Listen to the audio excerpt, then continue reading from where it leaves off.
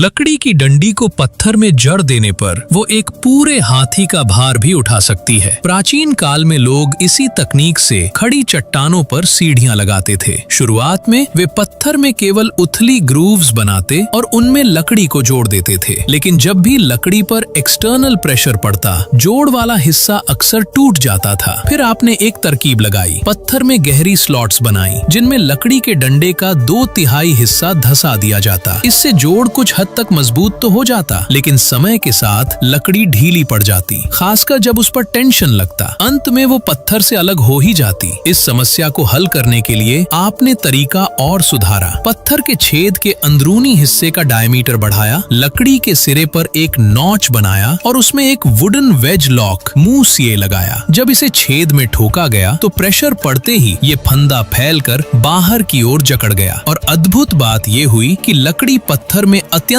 मजबूती से फंस गई। तो आखिर प्राचीन लोग हजारों मीटर ऊंची खड़ी चट्टानों पर सीढ़ियां कैसे लगाते थे? सबसे पहले वे बेहतरीन चौकोर लकड़ी को कॉपर ऑयल ट्रीटमेंट में डुबोते ताकि तेल धीरे धीरे लकड़ी के भीतर तक समा जाए। महीनों की भिगोवन और छाया में सुखाने के बाद लकड़ी अपनी फ्लेक्सिबिलिटी बरकरार रखते हुए रॉट और मॉइस्चर से भी सुरक्षित हो जाती। फिर चट्टान में प्रिसिशन ड्रिल्ड होल्स बनाए जाते, लकड़ी के वेज लॉक और लकड़ी के 2/3 हिस्से को छेद में ठोक कर जड़ा जाता। बगल से देखने पर लगता कि लकड़ी का अधिकतर हिस्सा पहाड़ के भीतर दबा है और बाहर निकला थोड़ा सा भाग भी अत्यंत लोड बेयरिंग स्ट्रेंथ रखता है। मजबूती बढ़ाने के लिए नीचे सपोर्ट पिलर्स लगाए जाते और फिर ऊपर वुडन प्लैंक्स रखकर पथरीला रास्ता यानी हैंगिंग वॉल्कवे तैयार किया जाता। इसी पर आगे सीढ़ियां भी बनाई जा सकती थीं और चाहे तो सीधे मकान भी खड़े किए जा सकते थे। इसी तकनीक से 3 स्तरों वाले मल्टी लेवल प्लेटफॉर्म बनाए जाते जिन्हें खंभों से परस्पर जोड़ा जाता।